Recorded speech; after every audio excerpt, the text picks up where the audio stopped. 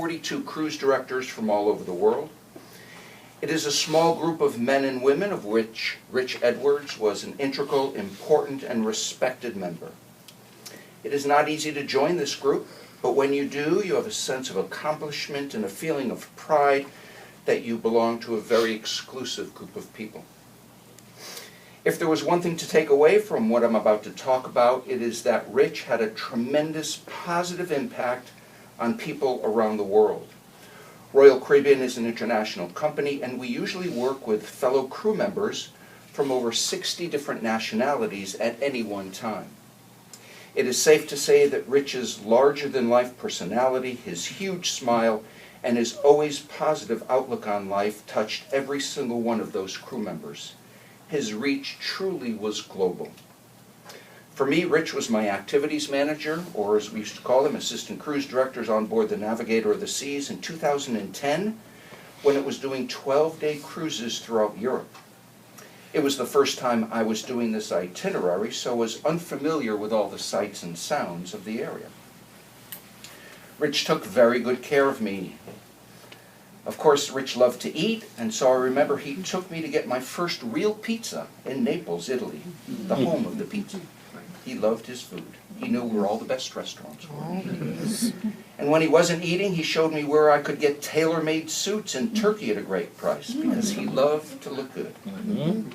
He knew all the important things to do and places to see in each port of call. And then when we were back on board, his favorite activity at the time was hosting the game show Finish That Lyric. He loved to host that event because he could sing and dance with wild abandon, and he brought life to that program. If you all remember that show, it's where the music was playing, the artist was singing, and then they stop and you have to finish that lyric. He would be singing and dancing along to the music, and all of a sudden the music would stop, and he would just keep on singing and dancing, because that's what he was doing. He also loved dancing to the 70s disco party, in which there was a few slides up there, because he was one of the village people and could shake his stuff. He loved going crazy anytime he could dance. When Rich first got sick, we established a support network so that we could be in touch with him on a daily or weekly basis. Facebook became a very important means of communication. In addition to the daily posts of his condition, we had a cruise director message board so that 42 of us could stay in touch and send our positive energy and well wishes, which was always on that group message board, and we loved being able to stay in touch.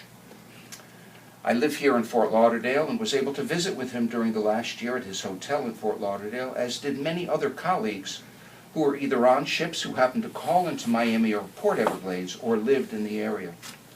They would always try to make time to visit. I looked at his Facebook page recently, excuse me, and saw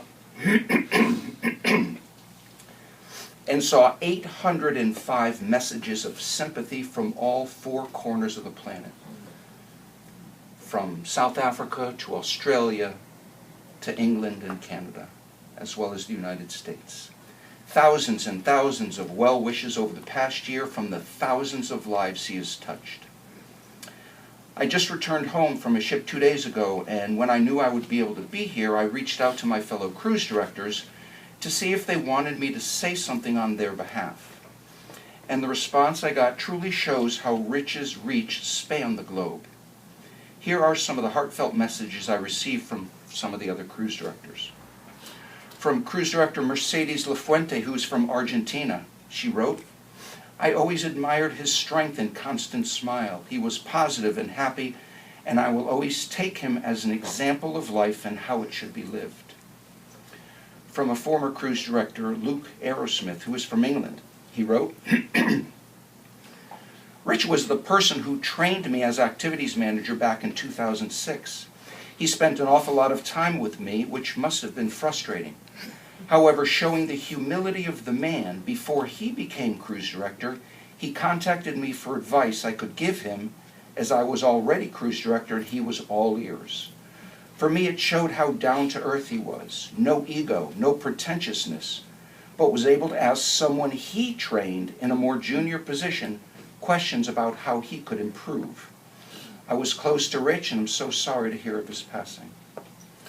From cruise director Simona Fidaulo, who is from Italy, she said, "Rich believed in me while I was a simple cruise staff, and he helped me make my way up the company by recommending me as activities manager. I am cruise director today, and I am what I am today because of him. I always admired his positivity and joy, and I will never forget the way the room would light up when he stepped in.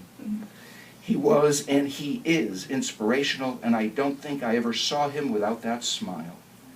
He is in a better place, and he wants us to remember him with a big smile." And from another former cruise director from about 7 or 8 years ago, Warren Allen, who is from Canada, who wrote me this message to say today. "I was blessed to work with Rich as he grew in the company from crew staff to activities manager to cruise director. I'll always remember the day he auditioned for cruise director in front of me, Allison Fraser and Charlie McDonald from the Miami office, hotel director Clunas Daly, and the captain. Trust me when I tell you that is not an easy audience. He nailed it perfectly. The other more experienced cruise staff that were also auditioning didn't stand a chance. Rich showed them what a true personality looks like on stage. He is a memory that will never fade. I'm sure if God was to take a cruise, he would want Rich as his cruise director." Until we meet again, and that's from Warren Allen, and those were just some of the responses. And if you were lucky enough to follow Rich on his Facebook page, and when I checked it this morning, Rich sent me a message because it was 7 years ago today that Facebook reminded me that he and I became friends on Facebook. And so this is our friendiversary.